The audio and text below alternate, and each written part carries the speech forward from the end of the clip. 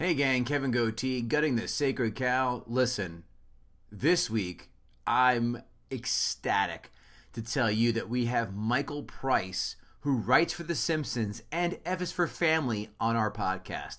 And he has chosen to do Batman Returns. Yeah, a lot of you guys were on Twitter saying, hey, how great Batman Returns is.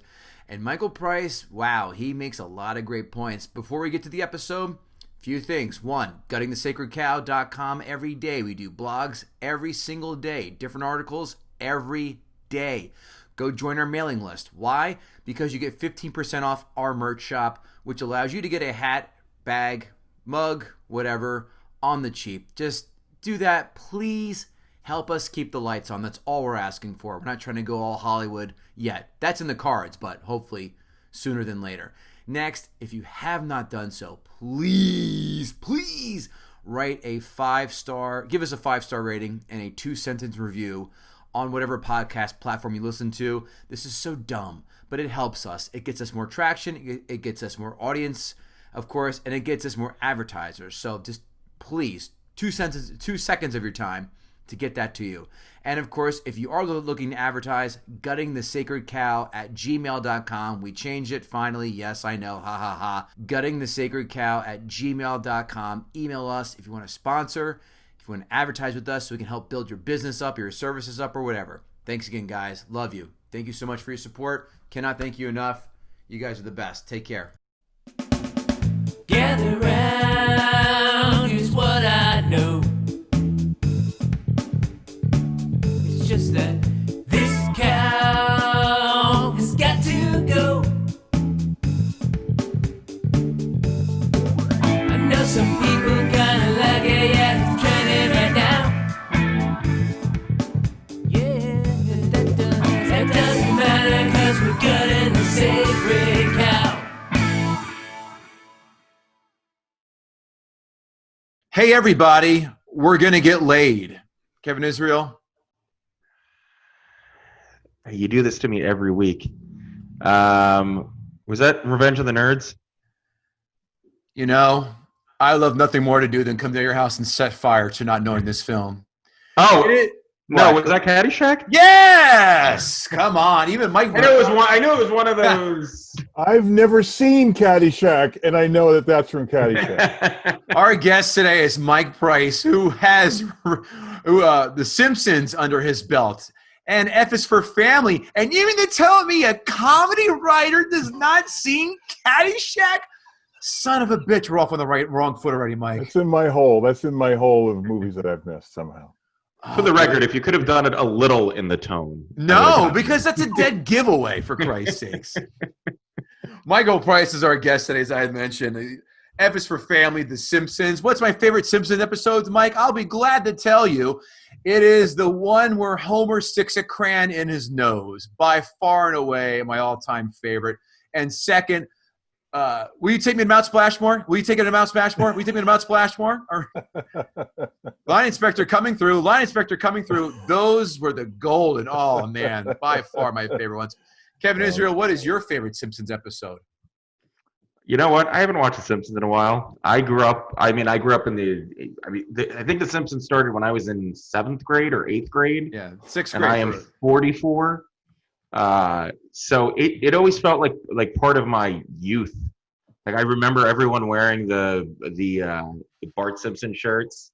Don't have a cow, man. With all of his different sayings. Yeah. And I lost track over the years. If something lasts longer than 5 seasons, I just lose track. I have a short attention span. And The Simpsons has gone way past 5 seasons. Yeah, we're about to start season 32 in the fall. I was just going to say times 6, and I have seen every single episode of The Simpsons and the movie. Movie was great. Love the movie. But Michael Price is our guest today. That's right, kids. Gutting the sacred cow. That's right. Let's bury the lead of the show right in the first 5 minutes, right? Gutting the sacred cow. Thanks again for joining us. I hope you've enjoyed all of our previous episodes. Tia Fabi doing Batman versus Superman. We also had Anthony Acumia doing Face Off. The list goes on. Check them out. And be sure, if you have not done so, give us a 5-star rating and a 2 or 3 sentence review on whatever podcast platform you are on, or a 5-star rating on every episode that we're on YouTube. So that being said, we now have a streak forming, Kevin Israel, as Michael Price has selected to do another comic book film in 2 weeks for us. As you hear this, we've done Batman and Superman last week, and now Michael Price has selected Batman Returns. Is this our second Batman movie? It is. Or third? Yes. Batman Begins was our first one. Batman Returns is our second one. Okay. Do you want to call Batman Superman a third? No, I do not, because it is a piece of shit. I know. Although that was supposed to be considered a Batman movie. Glad it wasn't. Very glad it It's wasn't. barely a movie. I would That's say. the truth. Batman Batman Returns, 1992. Where were you? Here's my answer. I was a freshman, coming out as a freshman in high school, seeing this puppy. A budget in 1992 of $80 million with a haul of $282 million. Translate that into 2020 dollars, a budget of $146 million with a box office haul of $515.3 million. Pretty good. Not too bad. Next up, the rating system. IMDb is a 1 through 10 score, as you know, Kevin Israel. But we're going to ask Mike Price. Mike, IMDb, including decimal points, what did Batman Returns score? Oh, boy, I don't know. I mean, I'm guessing around a 7. Kevin Israel. I'm going to say an 8-1. I'm going to say that Mike Price wins both showcases because he hit that fucker dead nuts on. Wow, I did not know that. 0. This is the second week in a row we've had someone nail it dead nuts on. In fact, last week, all three of you, Tia and Kevin, both got it all three right. Next up, Rotten Tomatoes score. Critics, what did they score Batman Returns? I'm going to put it around the same. Critics at the time. No, they're cumulative. These cumulative. Yeah, I'd still say probably in the 70s, somewhere in the 74. 4. Kevin. Say 62. 80 for the critics. Yeah. Wow. Yep. Did not expect that. I even found a few reviews later on when we do the critics 5-star reviews of written just only 2 days ago. So Wow. a little late to the party, I think, but okay. Someone's trying to fill up their blog spaces. Audience score. We'll go with Kevin, you first. What did Batman Returns get with the audience? I think people really love this movie, so I'm going to say an 87. Mike. Yeah. Even when I saw it, people were like, 83. 73. Audience lower than the critics. Wow. Shocking. Okay. Especially for a superhero film, that floored me.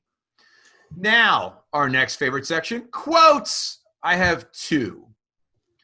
It's true I was their number 1 son, but they treated me like number 2. Also known as Rodney Dangerfield's line from Back to School at the very ending. Just wanted to point that out. The second one, I believe the word you're looking for is, ah! Kevin Israel, any quotes jump out at you? 2. Just the pussy I was looking for. I debated about putting that one too, but too easy. And this is a 2 quote. Wayne, why are you dressed up as Batman? He is Batman, you idiot. Mike, any quotes from you? Quotes. Boy, the one about the pussy, that was one I was going to pull out. There's another one where it says, it's incredible. When I get into my rant in a few minutes, it's incredible how times have changed. This is a PG-13 movie with the word poontang in it, but I think either Danny DeVito or Christopher Walken mentions poontang at one point. So that I don't know the exact quote, but let's say that line with poontang in it. Boy, that's about it. I think it was the Penguin who said it. The Penguin, yeah. You sure it wasn't Alfred the Butler? I'm just going to double check. Could have been. Mr. Wayne, are you going out on the town for some poontang? I've pressed your condoms for you, sir. Do not get dirty poontang on your Wayne Manor-esque penis. Please don't mess in the bat suit again. It's incredibly hard to clean. The last time you brought a lady home, I had to clean Coos juice off the Batmobile hood. I just wanted to shoehorn the word Coos juice in there. Sorry. Yeah, thanks. We're all disgusted. 5 fun facts. Kevin Israel, this is my all-time favorite batch of 5 fun facts I've ever assembled on our 30-plus episodes of this podcast. It doesn't surprise me because I know some crazy shit happened to get this movie done, so lay it on us. I'm not even going to let you take a guess on who had to pull out of playing Catwoman because she found out she was pregnant? Annette Bening. Really? That's what I said. Who else was considered for the role? Madonna? Nope. Cher? Nope. Raquel Welch? From what, a fucking wheelchair? Jennifer Jason Leigh? Sure. Bridget Fonda? Sure. Were just some of the names in contention for the role. But of course, no one was more distraught on missing out than Sean Young, the actress who actually turned up to the production offices in a homemade Catwoman outfit to demand an audition. Why did they say no to Sean Young? Because she had her Ray Finkel prosthetic penis sticking out from behind. I was about to say, who is Sean Young? Number 2. Named after Nosferatu actor Max Schreck, Batman Returns' all-human villain was played by Christopher Walken, but none other than David Bowie was the name the producers first had in mind. I could see that. The musical icon who took a role in what film? Twin Peaks Fire Walk With Me. Never saw it. This is not the first time that Walken took a film role passed on by David Bowie. The first? Max Zorin in the shittiest James Bond ever made, A View to a Kill. Wow. I feel like Bowie was probably approached for a lot of movies. Yeah, hot off the success of Labyrinth, which was terrible, and they're making a sequel to that. Jesus. Everything old is new again.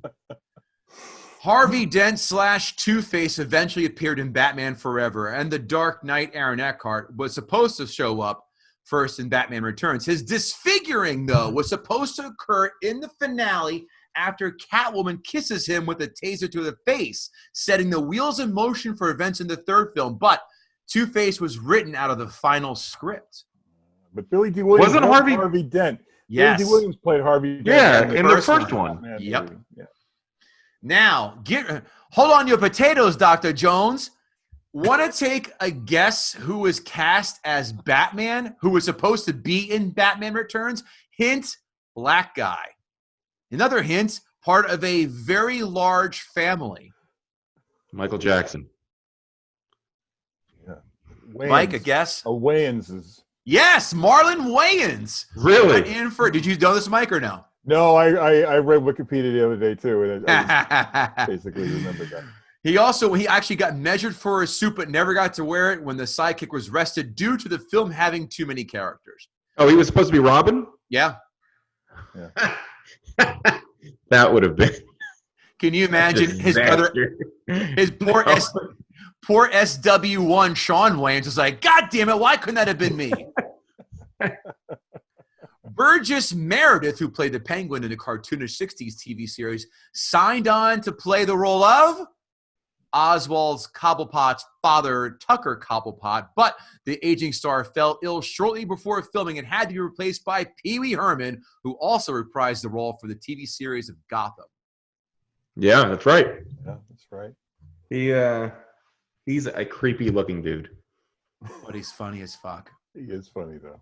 Did you see Pee Wee on Broadway? It was on. They play it on HBO. If you have HBO on demand, if they still have it, I highly recommend you watch it if you are a fan of Pee Wee's Playhouse and Pee Wee's. Is it reminiscent of his original live show that was filthy? 100%. This is the one time my wife. We were dating, and she's like, "Do you want to go see this?" I go, "I hate plays. I fucking hate them." And I said, "This is the closest I'm going to get, but I'm going to say no." Then when it was played on HBO, I go, son of a bitch, I should have went, because they have the secret word and the audience is screaming out the secret word shit. I go, that's it right there. That would be worth the price of admission. Yell with 5,000 other maniacs a secret word. But we're not here to talk about Pee-wee's Playhouse and Pee-wee jerking off in a porn theater. We're here to hear Michael Price come on and talk about Batman Returns. And now his turn to Guts. The Sacred Cow. Wow. From you mentioning Pee Wee Herman jerking off in a porn theater. This movie was basically Tim Burton jerking off in every movie theater in America. You know, I loved the very first Batman movie. I was a huge fan of Batman as a kid. Like, I'm a little bit older than you guys, so I remember the Adam West Batman show was like my favorite thing ever as a kid. So I never read the comic books. I knew a guy in college who was really into Batman comics, and I'd say, "Oh, I love Batman." Like Adam West, he's like, "No, that's bullshit. That sucks." He was really into the comic books and like Frank Miller and all that stuff. So I didn't know anything. The original movie, fantastic. I went to see it in New York when it opened in '89. I loved it. I couldn't wait for this one. By the time this one came out, I was living in LA. I just moved to LA, and I was so excited about it. I thought it was going to be great. And I went to see it pretty much the weekend that it opened. I saw it at the Grauman's Chinese Theater on Hollywood Boulevard with a big crowd, and everybody was loving it. And I just was like, holy, this is the biggest piece of shit I think I've ever seen. I was so disappointed. And it really was, I think, because I was a big fan of Tim Burton until this moment too, because he had made the two Pee-wee movies, right? No, he did one. He did one. Big Top right. Pee-wee was not Tim Burton. Yeah. Beetlejuice I really liked. He maybe did Edward Scissorhands by now. I'm not sure. Yeah, it was. He did it. Yeah, that was 90. And that was fine. I liked that fine. It was good. But I thought the first Batman was tremendous. And I loved the design of it and all that. And Nicholson was great. I even liked Michael Keaton, even though at the time people were upset, like, who's this idiot Michael Keaton playing Batman? But he was great. My only problem with the original movie was Robert Wuhl. I was not a big fan of Robert Wuhl. So I was like, what is this guy doing in Batman?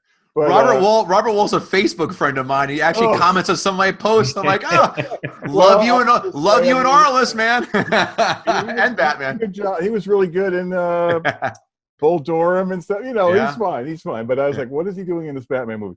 Anyway, and I was so disappointed in this movie.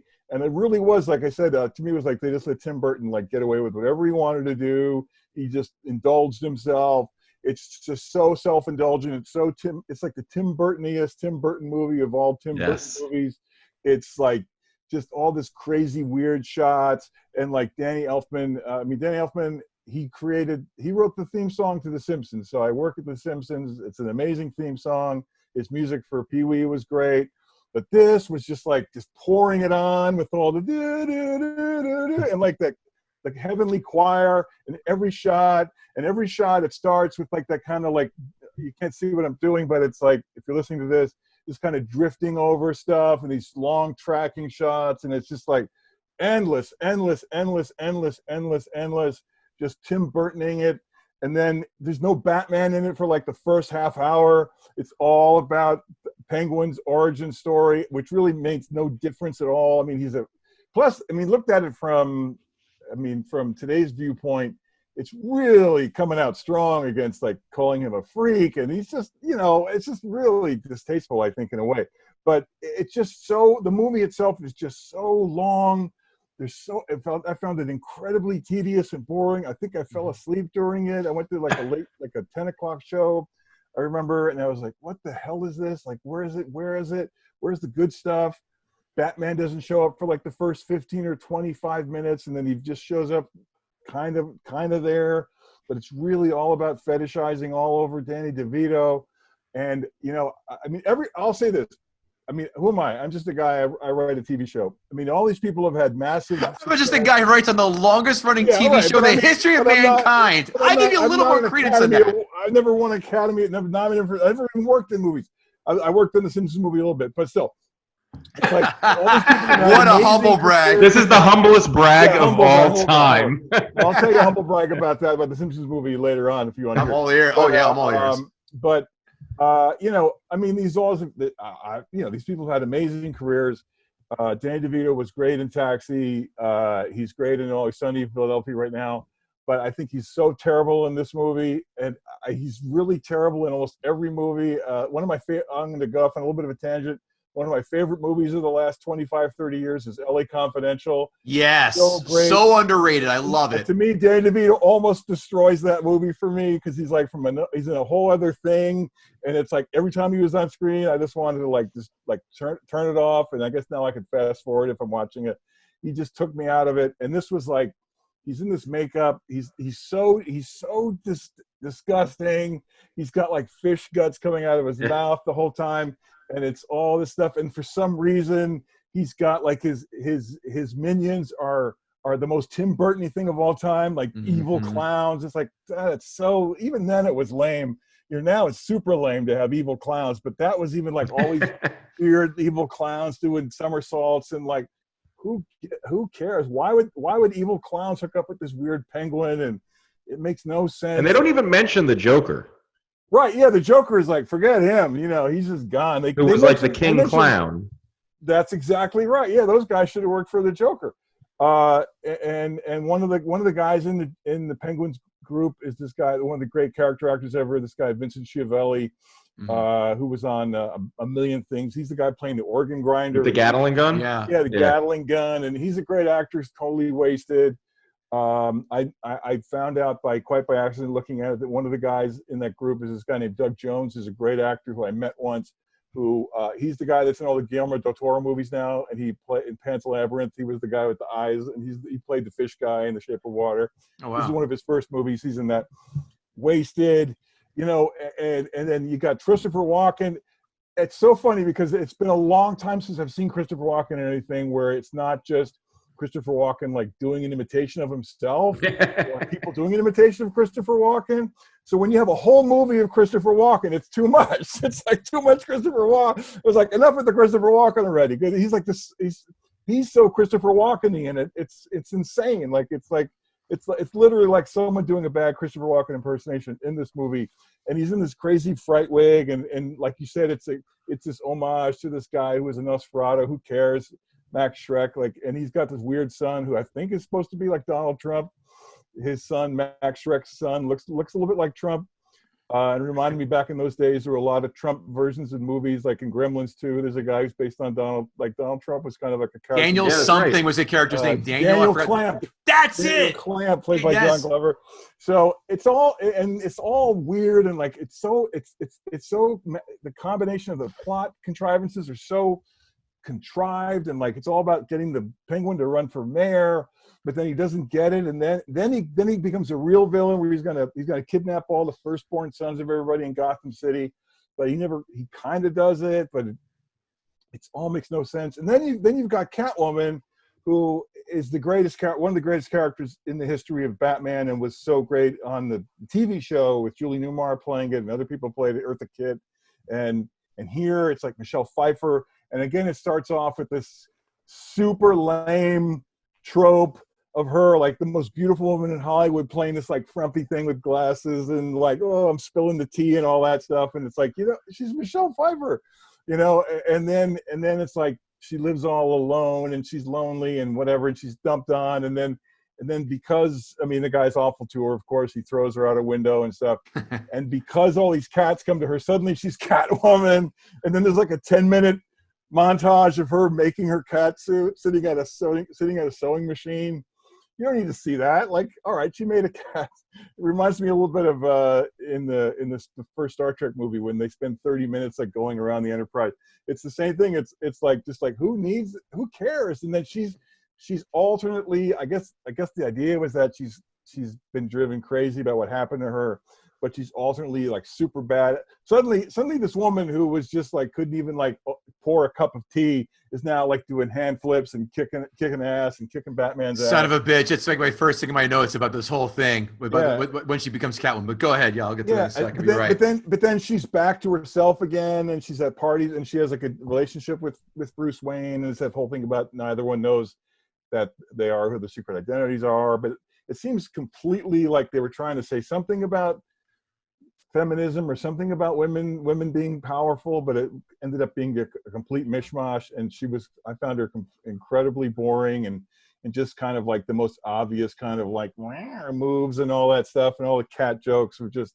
You didn't like that line where she saves the girl and goes, "You just make it so easy, don't you?" Oh, right. Yeah. I was like, I even remember when I saw that in the theater, I was like, what is she saying? What is the point of what she just said? She's victim shaming and everything, and it's just like, yeah, I don't know what they were trying to do. And then there's all these real penguins. And at the end, when the penguin dies, there's like this penguin funeral that's clearly guys in penguins. Yeah. It's so weird. And it's so, I don't know. It just completely it's so gross. It's so overdone. It's totally like, that's what happens sometimes with a sequel to a big movie. A movie's a big hit. Like, I think the people in Hollywood feel like, well, the second one has to be bigger, so we'll have 2 villains and we'll do this and that, but like it just completely lost the charm of the first one. The first one, I would go watch it tonight and still enjoy. Nicholson is so good in it, and the Batman part of it is so good. And this is just like they just let Tim Burton go crazy. And I read a little bit in Wikipedia about how it started out, and he replaced the original screenwriter with a screenwriter that he liked, and so he told them to do this, and this, and they gave him complete control. And he needed somebody like sitting there saying, "No, don't do this. This is not going to work." But there you have it. It just felt like, and I watched it on TV. Like I rented it on Amazon, and I watched it again. It was sort of like my original experience, because I fell asleep in the middle of it again. I was watching it on my couch, but yeah, it's just like, maybe you're narcoleptic, Mike. I don't know. That could be. And then it was like 3 years before they made the next one with Jim Carrey, and I really enjoyed that. I mean, I thought that was very fun. Wow, really? I wouldn't say it was the greatest Batman movie ever. To me, I would never put that great in that same sentence of that film ever. I remember it being fun and like sort of like, okay, we're gonna just lose the brooding, like the kind of darkness of the Tim Burton stuff, and like we'll have it like a little more of a fun kind of Batman thing. I remember thinking that it was fun at the movies that night. I mean, the best Batman movie to me is the one with Heath Ledger. I guess that's called The Dark Knight. Without question. That's unbelievably great. Yeah. But this one almost made me just give up on everything, and it made me give up on Tim Burton. I think A Nightmare on everything. The Nightmare Before Christmas came out maybe somewhat right after this. Do you know? It was after it. Yeah. It was. Yeah. And that's one that I still can't believe that people like. I can't really. I've never seen that. I've never seen that yet. I've never seen that. And I saw it once. I saw it in the theater. Yeah, and I just saw 2 weeks ago Edward Scissorhands, and I said, "This is boring." I was not crazy about Edward Scissorhands. Not a fan. Yeah, I think. But I love Big Fish. I love Big Fish. Big Fish. I liked. Yeah. I liked Sleepy Hollow. Mm-hmm. I liked a couple of those other movies. I liked Alice. I remember thinking Sleepy Hollow was Willy Wonka one. I thought was fun in a way. Had its charms, but this was just ugh. And Nightmare Before Christmas was just like I don't know. It's again same thing with Danny Elfman. Again, who's a massive success and like could buy and sell me 100 times over, but it's just like I don't know. It's the same kind of stuff, and I can't understand. Like Disney really embraced it, and now if you go to Disneyland, well, whenever Disneyland reopens again, but they've turned the Haunted Mansion at Christmas time into like the Nightmare Before Christmas, and they really just duded it up with all that. And it's like to me, it's inexplicable. The people still all these years later have a real affinity for that movie, but I don't at all. So not a fan of Batman Returns. No, I don't like Batman Returns. I almost said, return me my money. Yeah. At the box office.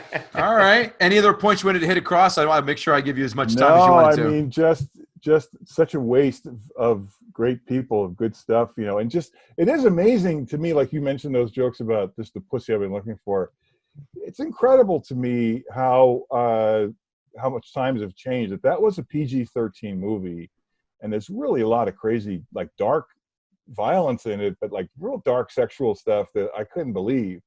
And I think that's the way things were back then. Because I just a little bit of a sidebar. I had a Halloween party for my son and his friends when he was in high school, when he was like 13, and we put on Beetlejuice. I remember Beetlejuice being really funny, and it is. But that's also got full of like people saying shit and whatever like that. It's like it was a different time back then where you could say that stuff. And There's be like a PG-13 kids movie. That was a PG movie, actually. That was PG Beetlejuice. Wow. Yeah. There's a great video on YouTube, and I believe it's called "What Happened to PG-13," and it talks about how the origin of PG-13, which was because of Indiana Jones. Temple of Doom. They wanted to, they wanted to be able to do a little more, and they wanted to be able to get a little edgier of a rating, so they created that for it. And PG-13 originally, you were able to do a lot with PG-13, like you see in these movies. And then PG-13 slowly got more and more watered down because producers realized kids didn't want to see PG movies. It was kind of embarrassing, but they couldn't do what they wanted to do with some of these movies, so they just watered down PG-13 so kids could be like, well, I'm seeing a PG-13 movie, but really it's basically what was a PG movie now. And so now you're either doing, now it's basic, PG and PG-13 are basically the same thing, and then it's just R. So you have no, the separation between those has become irrelevant, basically. Farewell, NC-17. We hardly knew ye. Besides Showgirls, can we all think of an NC-17 one?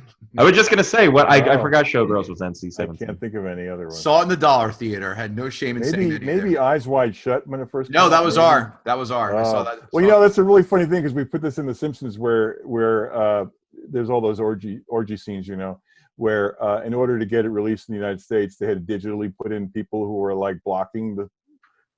If you watch it now, like you'll see there's all these digitally inserted guys in the dark robes that are literally like standing in front of the naked people. And so we did a Simpsons a couple years ago where it was the Halloween episode that had a like Eyes Wide Shut thing where Mr. Burns was like the head of the sex cult, and he said like, bring in more sex blockers. But that was my anyway. Kevin Israel, I'd like to go first if you don't mind with my notes. Please. This was Pee-wee's first gig since beating off in a movie theater, which wasn't the worst atrocity he had in a movie theater, as that honor goes to Big Top Pee-wee, which I can deem as war crimes in the Hague awful. What parents are pushing their kids through a snowfall in a park on Christmas night? Savages, that's who. Danny, I'm making a Simpsons writer laugh, Kevin. I'm taking every minute of this and fucking rolling. I'm glad we can't see below your waist. You're right. Here, my hands are up. Danny Elfman goes on Mount Rushmore for movie score artists. Let's discuss. John Williams, number 1, without question. Hans Zimmer, number 2. Elfman, number 3. We can all debate number 4. I'm open to interpretation, but those 3 are etched in stone on Mount Rushmore. Is there anything dopier than a tree lighting ceremony? Click, we're done. Oh, by the way, let's do this again in this film. And boom, tricked again. Boring. I wonder if Christopher Walken knew that Tim Burton had envisioned a Max Schreck with a Beethoven haircut. It's like, this hair? Wow. It's like a symphony conducted with a baton. To work on my Walken. I wonder if women watch this film now are going to throw tomatoes the way Christopher Walken says Michelle Pfeiffer isn't housebroken, but she makes a hell of a cup of coffee. You mentioned Max Schreck's son, Chip, who to me looks like Zed from Pulp Fiction and Jeff Bridges had a kid, but speaks like Christopher Walken. Dad, the masses are waiting downstairs. I'm so glad you said that. Thank you. I think he had like 4 lines in the whole movie. Mm-hmm. And he must have spent 7 weeks working on his Walken, and he couldn't pull off a third week comics Walken impression. Yeah, right. And it doesn't get more Walken than when Walken had to improvise his speech. Santa Claus, afraid not. I'm just a poor schmuck who just got lucky. Kevin, remember the Batman Returns game on Super Nintendo? It was fucking great. Just wanted to shout that out. If you have Super Nintendo Classic, download it. I do remember it, yeah. Awesome. Let's talk about Commissioner Gordon. How useless is he in this series? Gary Oldman's a badass in the Nolan trilogy. It's like, Commissioner Gordon, crime, send in the cops. Didn't work? Hit the signal. Does he do the same thing with his wife? Oh, I can't satisfy her anymore. Hit the signal. Maybe Batman can get this Dusty Beaver going. There is no better casting choice than Danny DeVito for the Penguin, bar none. This was something that did not make my 5 fun facts. Sitting down? Yes, you guys are. Marlon Brando is considered to play the fucking Penguin in this film. Ready? I would have loved to see that movie. Who else? John Candy, Bob Hoskins. Okay. I can see that. Dean Martin. Can you swing an umbrella and hold a martini at the same time? Hey, Pally. Yeah. Christopher Lloyd, a.k.a. Doc Brown, and the judge from Roger Rabbit. And Dustin Hoffman, who is the size of a penguin, ironically. Yeah. I could see Dustin Hoffman might have been a good movie. I think DeVito was a clear-cut winner. He's a short, fat guy. He's got that build. Not much prosthetics needed for DD, I'll tell you that. Explain to me this. Why does Tim Burton play with the source material and always manipulate the origin stories of Batman and the villains? All right? Well, especially not Batman. I take that back. The villains. We all know Joker did not fall in a vat of acid. He was just a regular guy killing people, killed his parents. The Penguin was a criminal, not a penguin boy from a traveling circus. And as you mentioned, Selena Kyle is a homely nerd who gets bitten by a cat and then suddenly learns martial arts and acrobatics. The only thing she should inherit is feline AIDS, which is how you should describe the Halle Berry Catwoman film, feline AIDS. Wah, wah. That's the Debbie Downer, Downer music. Speaking of Selena Kyle, you mean to tell me she can't afford a better apartment that doesn't have a Murphy bed, for Christ's sakes? No wonder she's single. Oh, and she also fails with flying colors the stuffed animals test. More than 2 means she's a psychopath. Box checked. Does Max Schreck always walk around with a cigar in his pocket? Is his idol Hannibal from the A-Team? I mean, where was he? I love it when a plan comes together. No. Why does you really got to work on your walking impression, man? It's not good. I know. I'm going for context, not sound. I should have had Jay Moore sit here next to me and do this for me as I read it. The jokes are there. It's just the tonation is off.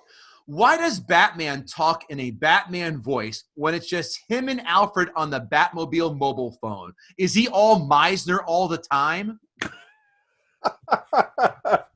There's one scene too where he gets all duded up in the Batsuit and the Batmobile to drive downtown to look through a window. Yeah. He sees the Penguin like looking at a library, and then he goes home again. You know what though? In fairness, if I had that Batmobile, I would drive it the fuck everywhere. Right. That is the best Batmobile of all of the Batmobiles. Yeah. Without question. It got really cartoonish and focused way more on the wardrobe this time, which unfortunately planted the seed in Schumacher's head to get 4,900 buckets of neon paint and throw it over the backgrounds for both of Schumacher's Batman films. And by the way, Kevin, I said this before not too long ago. Here we are, the 90s, or as I call it, the beginning of the, quote, one car crashes and 4 other cars who have plenty of time to stop but don't pile up on top of each other. How many times do I have to see this in films? Did this stop? Can it stop? It's called a rear-end train, not to be confused with the other kind of rear-end train. The one that P.B. Herman was watching in the theater? How did the Red Triangle Gang get the schematics to the Batmobile? Because this now opens a whole Pandora's box of questions. We know Bruce Wayne cannot build a Batmobile by himself or make a Batcave. Who makes these things for them? How does he keep all these workers quiet and loyal, not to have to sell the plans off or give secrets and shit? I want answers. Lucius Fox. That was not explained in this one. But he does not build it. Lucius Fox outsources. Why is every Batcave vastly different in every Batman film? Did you ever notice that? I did. Yeah. The 9 lives aspect with Catwoman is cute. But I like how with just 6 hard stomps of the foot, Batman can knock out a floor panel in a car that can take 5,000 bullets and not blink a fucking eye. All the scenes with the the penguins must have been torture. You ever been inside a penguin enclosure at a zoo? The penguin shit singes the nostrils worse than any homeless person does in August in the subway. But then Weren't again, those penguins real? Those were real penguins? I think there were some real ones, yeah. Yeah. Oh, I thought they were all animatronic. No. But then again, Michael Keaton made $10 million. So you know what? Sniff penguin poop for 5 decades for that kind of money, Michael. Yeah. That's what I say. I will clean up penguin shit for 5 decades for that kind of money. With your toothbrush. Yes. Why didn't the audio person tell Tim Burton, you can't scratch a CD and expect to hear a record scratching sound? Although now they have that thing on the iTunes scratchers, and I was like, wow, they were ahead of their time. 28 years later, Kevin. You can't go back and revisionist history, okay? The Penguins with the Rockets themes just did not do it for me. They lost me there. In fact, that last act really lost steam for me. Thankfully, Catwoman's finale is great. Although I did not buy for 1 second the taser in the mouth, but I would suspect that's what it would feel like if I were to make out with Emily Ratajkowski. Lastly, I groaned loudly when the penguins pushed the penguin in the water. Then I did a quick Google and found out penguins actually dig holes for their dead and push them in. So this was not hokey horse shit that I expected. So I learned something. Did you really Google that? I did, because it said, does this happen? Does this happen? Because I was about to say, this is fucking pandering bullshit. And that's one to grow on. The more you know, NBC. In summary, as Kevin said, this podcast keeps removing the wool of our eyes and showing us things that we initially liked aren't as great as we remember them. Did I like this? Not near as much as I did when it came out. Did I hate it? No. Does it pass the remote test? Mike Price, what the remote test is I've devised a simple little theory. If you're flicking around on cable and this film pops up, do you immediately drop your remote and say, I know what I'm doing for the next hour and 45? This film does not sans a few spots at most for me. Tons of cliche dialogue, not near as good as the first one. They went overboard in wardrobe, as I said, and not enough of the story. This film begins the curse of 2 villains in a film, which is too much. Let's take a quick review. How many Batman movies had 1 villain in them? Let's do the math. Batman with Nicholson, right? Then this one, of course. The next 3 all had 2. Batman Begins had 2, but really focused on Ra's al Ghul and not near as much on Scarecrow. So you want to call that 1.5? Fine. And then The Dark Knight, which was, of course, amazing. And then we're back to 2 with Dark Knight Rises. The recipe is stop throwing too many villains in these fucking films, which, of course, it's too many cooks in the kitchen for me. The Dark Knight did have Two-Face in it. Yeah, but not really. I would say he got created at the end of it. Yeah, he didn't turn heel until about 85-90% in that film. I thought the Vito and Pfeiffer are without question the highlights for me in this film. They both killed it. Keaton kind of mailed it in because he's cramped with the antagonist. Right? You agree? Okay. And there's not near as much romantic angst because with Vicky Vale, he didn't have to worry about 2 villains. It was Batman, it was the Joker, and it was romantic lead, and you got to learn a little bit more about it and see the relationship. Kevin Israel, get ready for It's Fine. This is just fine. 6 out of 10. Wow. That's generous. Well, so Mike, when Kevin first told me you were coming on, he originally told me you were going to do Up. I was thinking about that. Yes, I'm not a big fan of that movie either because it scared the shit out of my son. My wife. That is an Oedipus complex right there. My wife is a huge Up fan, and when I told her that, she was like, who the hell is this guy? That's a great movie. And so I actually forgot that you had then picked Batman Returns. So last night, my wife and I watched Up, and by the end of the movie, I was like, this guy has no soul. Like, my wife was crying. I was feeling all mushy inside, and I was like, this guy's the biggest asshole in the world. This is a fantastic movie. And so I'll tell you, I watched it with my son in a hotel room when we were on vacation. And it was like, oh, the new Pixar movie, let's watch it. And it was like, oh, this is nice. That's, I mean, plus it's like, what 10-year-old wants to see a thing about an old couple growing old and dying and death? Yeah. And then it's like, okay, then it's balloons in a house. That's fun. And then it's a dog who can talk, all that stuff. And then it became that crazy guy, like chasing them down, old bitter old Charlton Heston dude with a shotgun trying to murder them. That's where it became like, my son was like, what is this movie about? I was like, I got really, really mad at them. First of all, I have a question. What the fuck are you doing watching movies on vacation in a hotel room if you're on vacation? Well, it was a rainy day. It was a rainy day. I kind of just assumed that. Yeah. Some people don't, but go ahead. So I text Kevin this morning because I was like, this is going to be a shit episode. Like, he's going to have this completely, like, nobody's going to agree with this guy. Everybody's going to hate him. Nobody dislikes this movie. And Kevin was like, yeah, except he's doing Batman Returns. Remember? And I was like, ah, shit. So I went back. So I watched Batman Returns today. And when he actually initially texted me that you were then choosing Batman Returns, I said, fuck this guy, because I loved Batman Returns. And I probably haven't seen Batman Returns. If not since I saw it in the theater when it came out, maybe I'd seen it one more time 15 years ago. Yeah. So I went into this remembering how much I loved this movie and all the characters. And I thought I remembered all the plot points. And I got to tell you, of movies that do not hold up, this one does not. And I think a lot of it is contributed by the improvement of superhero movies and what we've seen superhero movies become and the level that they've taken them to, and that they don't have to be these cartoony characters of whatever we've seen in the cartoons and the comic books. This movie, I was really surprised. By the end of this movie, I did not like it at all. I thought, I like Kev said, and I loved Mike. Like you said, I loved the first one. I loved 1989 Batman. Yeah, it still is a great movie, and it holds up.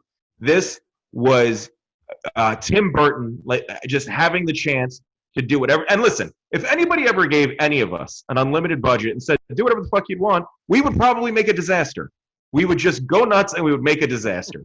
And that's what he did. He made the Tim Burtoniest movie that he could make, and it was a mess. And everything about it that I remembered being good was a mess. The Selena Kyle story was a mess.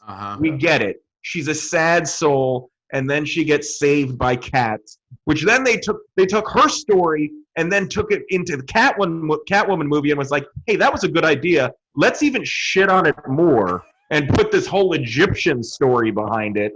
And it just got ridiculous. They had to give her some supernatural background, which Catwoman never had. And they had to make her basically like a superhero, which she really wasn't. That whole thing was ridiculous. Then they also had to give Penguin a supernatural-ish backstory and make him into this monstrous freak. Danny DeVito was great in the part, but I think the character wasn't written well. And he should have been more of a mob boss type figure who maybe is a little deformed. I don't know. I don't think that was necessary. Yeah. But he took everything and was like, I gotta go so far over the deep edge with it. The one thing that cracked me up, and Kev touched on it, was Walken's son, whose name, and I looked it up because Chip Shrek. Chip Shrek. Yeah, but no. The actor's name is Andrew Bryanarski. If you ever saw the movie The Program, which was about football, right. He was Latimer in The Program, he was a big, roided out dude, and The Program was all of the possible stereotypes in college football. He was the guy on steroids. He's a giant, jacked dude, and my buddies and he had a couple hysterical lines that my buddies and I have quoted. He's only been in like 6 or 7. He was Zangief in Street Fighter. Another abortion film. Yes, he was just that guy that they were like, we need a big muscled out freak. Yeah. So it was so weird that they cast him as this character because I don't know. I desperately I hope he's still alive because I want to find him and be like, why did you think it was necessary to do the worst Christopher Walken impression until Kevin Goatee tried doing a Christopher Walken impression? Because it was so off-putting. And I actually rewound it. What's that? Go ahead. Sorry. I actually rewound the movie to listen to his first line again because I thought, I was like, he's not doing a Christopher Walken. I was like, holy fuck, he's doing a Christopher Walken. And probably, I bet Tim Burton was like, that's great. Do that. You have 4 lines. Do it all as Walken. And if I was Christopher Walken, I would have been like, why the fuck is this guy trying to talk like me? Who talks like their father? That's not a thing. Yeah. Nobody sounds like that's.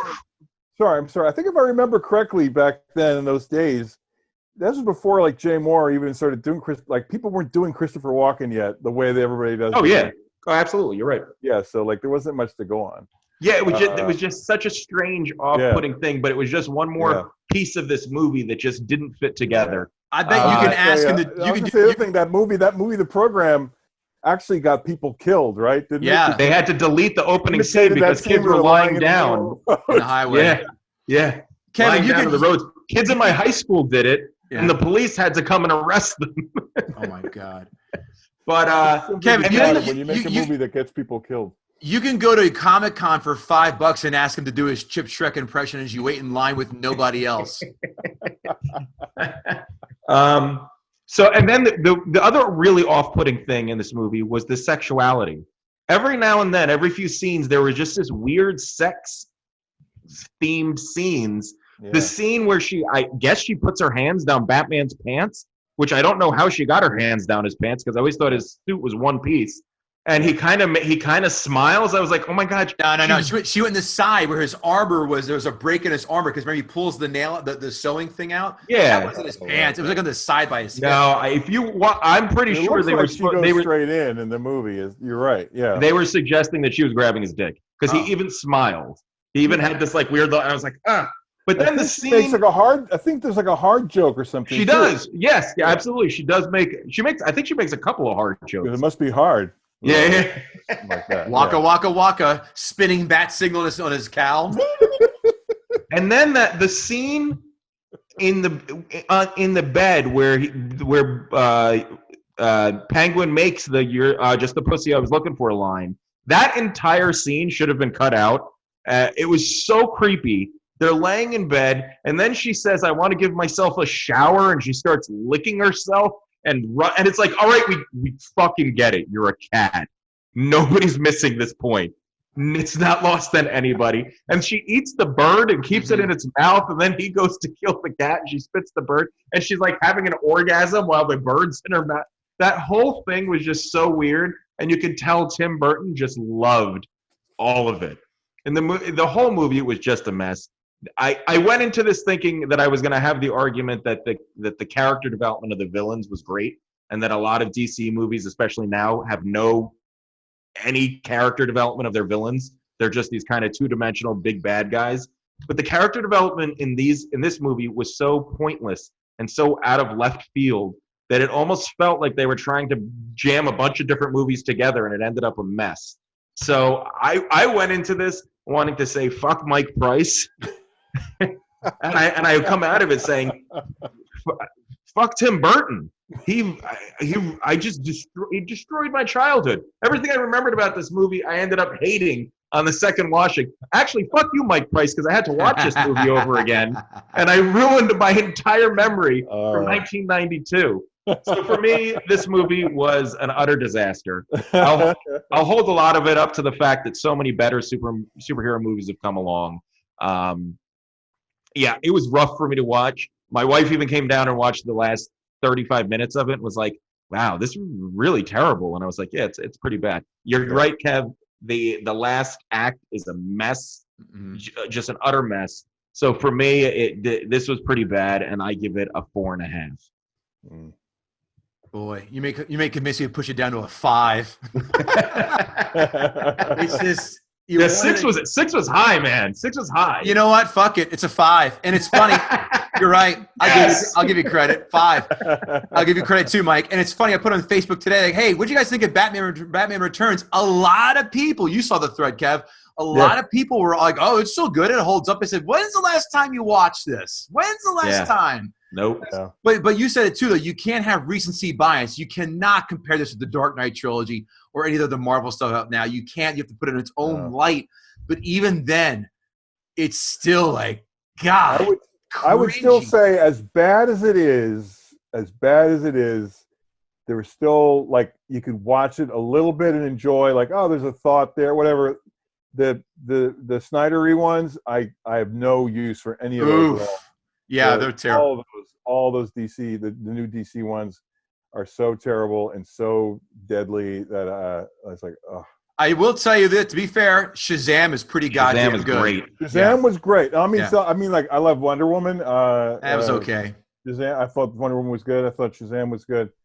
But anything with Batman or Superman in this new incarnation are just the best. There's just so much pressure on those two characters that they just can't get out of their own way. Yeah. Well, we good Superman movie since Christopher Reeve, and those aren't great, but at least those are. Well, after 2, they were dog shit. 3 and 4 were just. I didn't even see 3 and 4. I just know they're shit. 2 was. You never saw them? No, I never saw 3 or 4. 2 was great. Yeah, 2's great, and I'm not a Superman. I hate Superman. I think Superman's the most boring superhero of them all. But 2 is great with the villains, the way the triumvirate of them. It's not separate villains, but the whole 3 of them. It's great the way they did that. Yeah. But who gives a shit? Well, actually, we give a shit what we think. Let's see what these goddamn critics think in our 5-star reviews. The first 2 reviews, guys, were written just mere days ago. Ready? Tim Burton's Batman Returns is a masterpiece, and the tour de force performances from the trio of Michael Keaton, Michelle Pfeiffer, and Danny DeVito are nothing short of iconic. Wow. Batman Returns is a blood red wine that has only gotten better with age. All right. That was written by Tim Burton. He was bored one night. My biggest criticism of Batman Returns, it is an overstuffed. Yeah, it is an overstuffed narrative. Whether you see Catwoman as a villain or an anti-heroine, there's a lot of moving parts in this movie, and it sometimes seems like no one gets quite the attention they deserve. Which is what I said. Too many cooks spoil the fucking recipe. A perfect Christmas movie for people who hate the holidays, and exactly the type of film that modern studio executives are paid a small fortune to make sure you'll never see the likes of again. If Christopher Nolan never decided to direct a Batman movie, Batman Returns would easily reign as the best film starring the Caped Crusader. I'm going to let that marinate for a moment. Yeah. That's it. And now, our top 2 blowhard asshole critic reviews that prove that they want to seem smart to their community college students. Ready?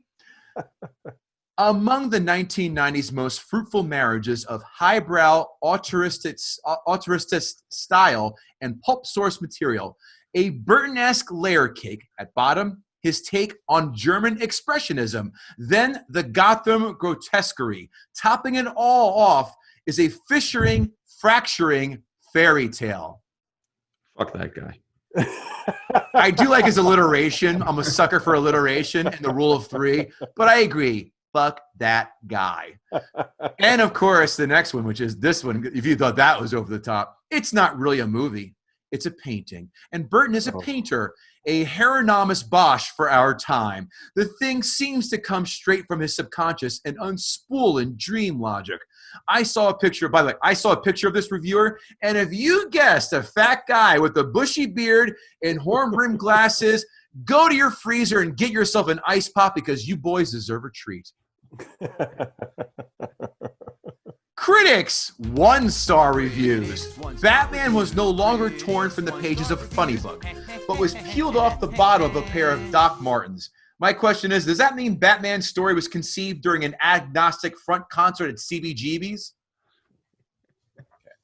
The punk fans here. Bigger, louder, more relentlessly action-packed than its predecessor, Batman Returns batters its audience into submission. Once again, Tim Burton ruins the Batman series with overly campy crap. Michelle Pfeiffer's Catwoman is the only saving grace. And our blowhard 1-star review. Burton's dark, melancholy vision is undeniably something to see, but it is a claustrophobic conception, not an expansive one, oppressive rather than exhilarating, and it strangles almost all the enjoyment out of this movie without half trying. Written by yet another long-haired white guy with a Prince Valiant haircut, still wanting to separate himself by yearning for that A+ from his 10th grade English teacher. And now it's time for the Amazon 1-star reviews. More than anything else, this is a set of ensemble pieces like a Hell's Kitchen series of American Commedia dell'arte morality plays. Should have read it all in one breath, Kevin. The vitality of the show derives from the rigid confines of its convention. Sure, ambiguous directors, often foreigners, attempt to pull and stretch the animated figures, to stuff them with sadistic pseudo-psychological theories of their own. Jesus. Hi, I'm the guy who brings kale chips and Descartes references to a Super Bowl party. This guy doesn't get invited to Super Bowl parties. If he's an improv troupe, he will. I love watching Michael Keaton and Michelle Pfeiffer in their roles. They have great on-screen chemistry. After Michael Keaton filmed this movie, he traveled around to many children's hospitals to visit sick children. One such person was a relative of mine who was hospitalized at the time. He could not respond to Michael as he was healing from surgery, but he still remembers Michael visiting his room. My relative and we, I cut and paste, I don't edit. My relative and we are very pleased that people like Michael Keaton have and do take the time to use their careers as vehicles to make a difference in our world. Kudos, Michael Keaton. Kudos, nice Michael Keaton. I like that. Sounds good. I put together awesome Christmas-themed movies as a white elephant gift. The best part was it's now a gift for me, too. I bought it in a hurry because it was a great price. I didn't realize it was also digitally downloaded on my Amazon Prime library. Now, I have a hard copy to give away and a digital copy for me. Now, here's my grocery list. Eggs, maple syrup, and Thorazine. This is how Batman should be shown on film. The Dark Knight was close, but no cigar. This film shows the Batman series at its root. Nice and dark. Close, but no cigar. Oh, my God. This person can't get hit by a car fast enough. Jesus. Amazon 1-star reviews. That is a sad, slow movie. Producers said, story? We don't need a story. Just put Batman in the title, and those saps will pay to watch. Signed, Zack Snyder.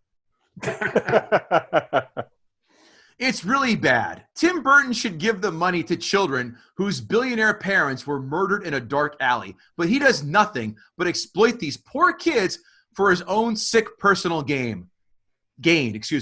Signed, someone that always calls a celebrity out by their character's name. To put it in the simplest of terms, too much sex and violence and zero fun and thrills is how I describe this movie. I sat down with my family to watch this sequel and found it extremely violent, lewd, and downright nasty. He jokes, if you can call them that, he jokes, if you can call them that, are funny and are distasteful and obscene. This punctuation's terrible.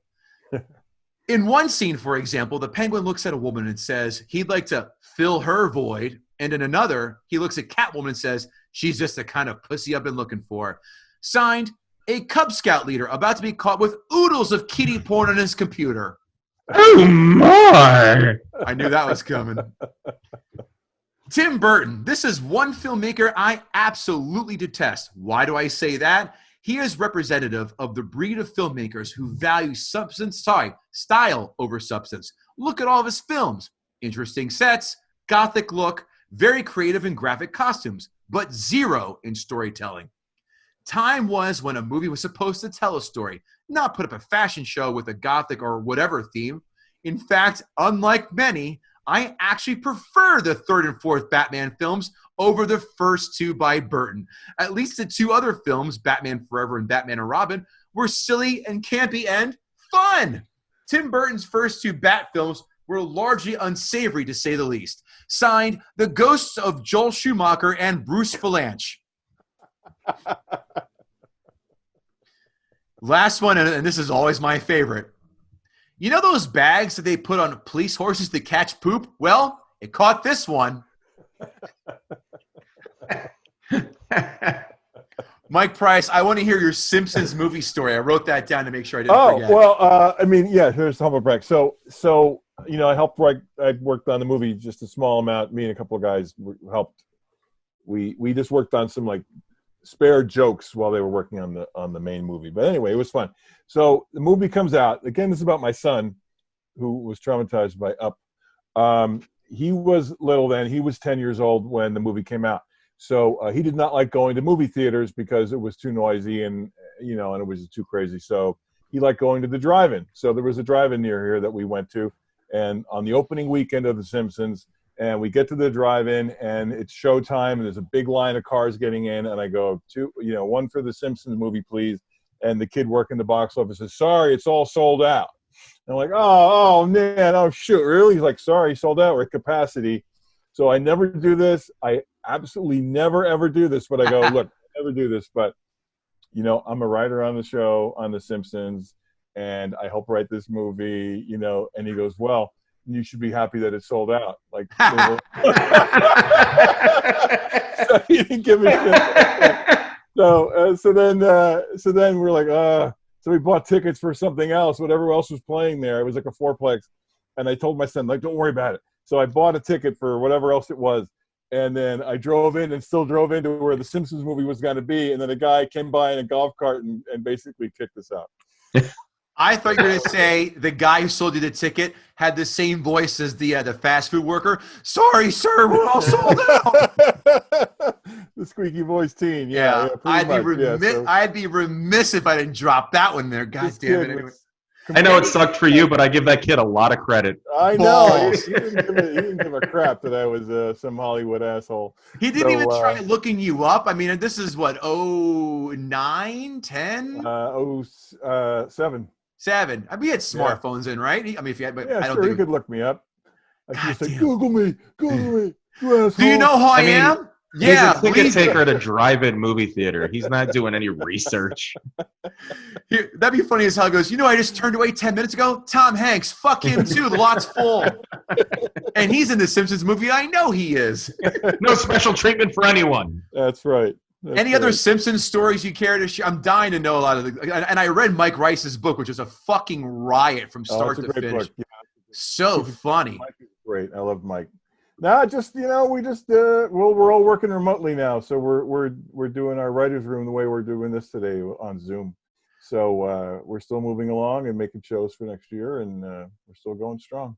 Were you there? Awesome. Were you there in the old days? Well, the old days. I mean, 3 months ago, 4 months ago, when the celebrity would have to come in and do the voices. Were you there to just for notes and to do script changes on the fly, or were you there after you left for the day? What do you mean? I'm sorry.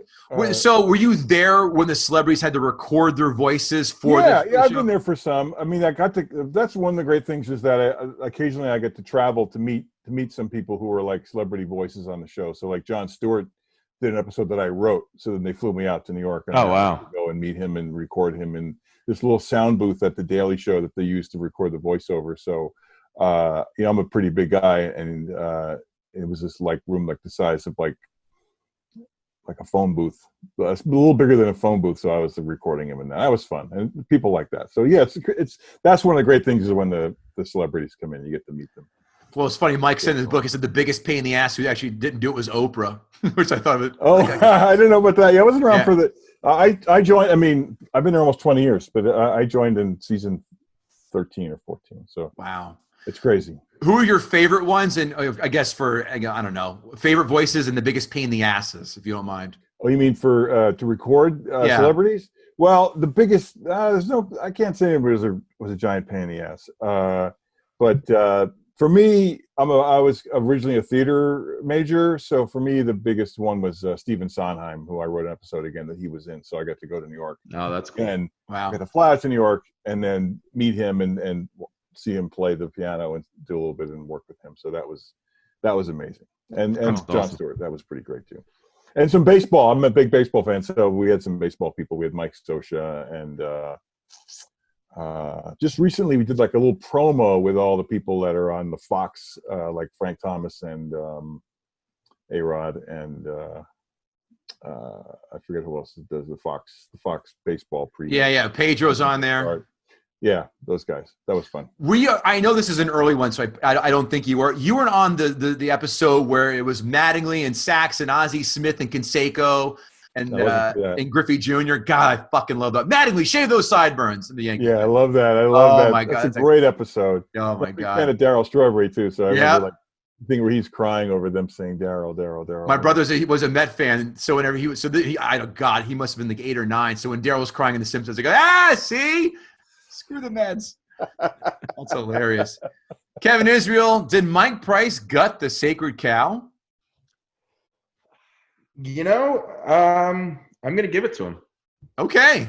I'm gonna give it to him. I think I'm being a little bit soft because I was so affected by my second watching of the movie, but I think, and I'm not happy about it. By the way, I'm not happy that he got this one because this movie was a big part of my teenage years, and I now have to go back and rethink everything that I hold dear. So fuck you, Mike Price. But Go watch Up again. Yeah, but you know what? I actually will thank you for that because I'd never seen it before. I love it. It's a great movie. Okay. But yeah, you know what? This movie ended up being a bigger disaster than I remembered, and I think it was sitting out in the sun for a while. It was already woozy, and Mike came along and kicked it in the head and killed it. So I think I'd say he got this one. Yeah, I think what happened was the state trooper came by and clipped it with his rear wheel as he went over to go try and drag the cow off the highway and throw it into a ditch or whatever. Cow was moving a little bit, just barely, and he said, "You know what? I'm not even going to milk you. I'm just going to put one right in your brain. Pal, good night." Took the bell off and ran away. That's what happened. This film did not hold up. And you're right. Nope. Same thing with me. I remember liking it. It's like, it's good. I like it. It's decent. And I said, son of a bitch, it's going to be a long time before I watch this again. It was rough. A rough watch. Mike Price, where can we see you again besides The Simpsons? And, of course, the new season F is for Families coming out too, correct? It's already out. It's on Netflix right now. Season 4 is on Netflix now, and all 4 seasons. And we're hoping to find out soon if we get a 5th season. So we got our fingers crossed. But so far, it's been going good. And, yeah, The Simpsons will be coming out. Our new shows will be coming out again in September. Awesome. Anywhere else you want to plug, shout out, social media, anything? Yeah, my social media, my Twitter handle is Mike Price in LA.